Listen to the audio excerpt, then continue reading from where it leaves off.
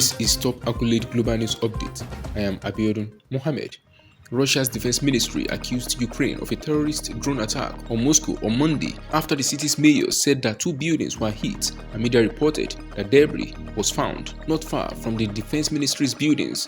The defense ministry said on its Telegram messaging app that 2 drones were suppressed and crashed. Mayor Sergei Sobyanin said on his Telegram messaging app that 2 non-residential buildings were struck at around 4 a.m., adding that there was no serious damage or casualties. It was unclear whether the drones hit the buildings when they were downed or whether they deliberately targeted buildings. Neither the defense ministry nor the mayor said where the drones were intercepted. Russia's state news agencies reported, citing emergency services, that drone fragments were found near a building on the Komsomolsky Avenue, which runs through central Moscow. The site is about 2 kilometers from the defense ministry's buildings. Traffic was closed on the Komsomolsky Avenue as well as was on Likachev Avenue in Moscow South, where a high-rise office building was damaged, Russian news agencies reported.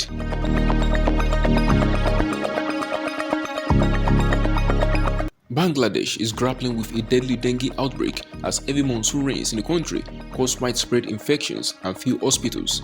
Health experts in the South Asian nation of 170 million people say the disease has already reached an epidemic proportion, even though the government has not officially declared one. Until Sunday night, at least 176 people, 31 of them children aged below 14, had died of the mosquito-borne fever, according to the Directorate General of Health Services (DGHS). Wednesday was the deadliest day when 19 people died of the disease, which has seen nearly 33,000 hospitalizations this year, says the DGHS data. Officials said the death rate from the disease this year stood at an alarming 5-year high of 0.53%, compared with 0.45% last year, when a record 281 people had died of dengue in Bangladesh. DGHS says 115 of the 176 deaths this year happened in the first 23 days of July. There were only 29 deaths last year in the same period.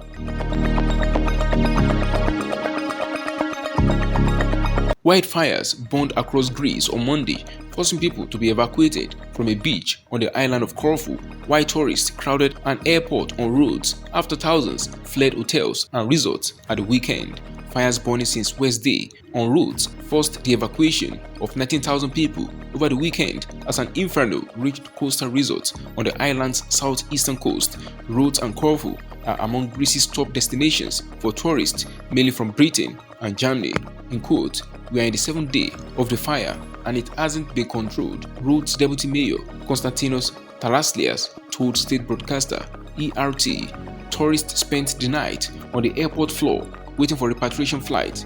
Tour operators Jet2, TUI, and Corendon cancelled flights leaving for Rhodes. Britain's EasyJet said on Sunday it was operating 2 repatriation flights on Monday from Rhodes to London's Gatwick Airport, in addition to the 9 flights already operating between the island and Gatwick. The airline said it will add another repatriation flight on Tuesday. Spaniards were greeted by political gridlock on Monday after the right failed to clinch a predicted decisive victory, and no clear winner emerged in the country's general election. The results from Sunday's vote left neither the left nor right bloc with an easy path to form a government. A Catalan leader on the run from Spanish justice became an unlikely potential kingmaker, said Ignacio Jurado, a professor in political science at the Carlos III University in Madrid. The center-right People's Party (PP) and the far-right Vox won a combined 169 seats in parliament, while the ruling socialist PSOE and far-left Soma won 153, well short of the 176 seats needed for a majority. After winning the most seats, the People's Party (PP) will be given the first stab at trying to cobble together enough votes in parliament to win a prime ministerial investiture vote, but its alliance with the far-right Vox will make it difficult to gain support from any other faction. Prime Minister Pedro Sanchez's socialists have more options but face potentially unpalatable demands from Catalan separatist parties. Those could include insistence on an independence referendum, triggering the kind of political chaos seen in 2017 when Catalonia last tried to break from Spain.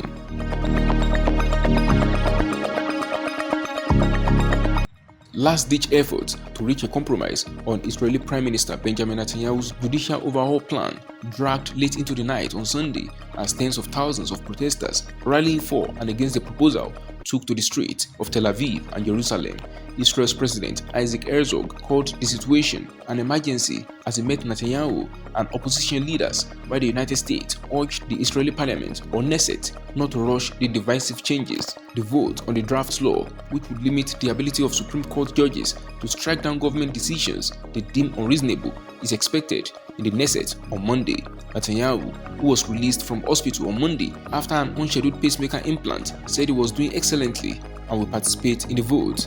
The bill, if passed, would be the first reform written into law of a package critics fear aims to curb judicial independence, but which Netanyahu insists is needed for balance among branches of government. As the crisis looked set to come to a head, Herzog, who has returned from a visit to the US, drove directly to the Sheba Medical Center for a meeting with Netanyahu late on Sunday.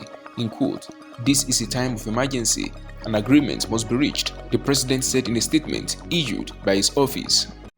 That is the size of top accurate global news updates. You can follow us on our social media platforms as displayed on your screen. Happy New Week!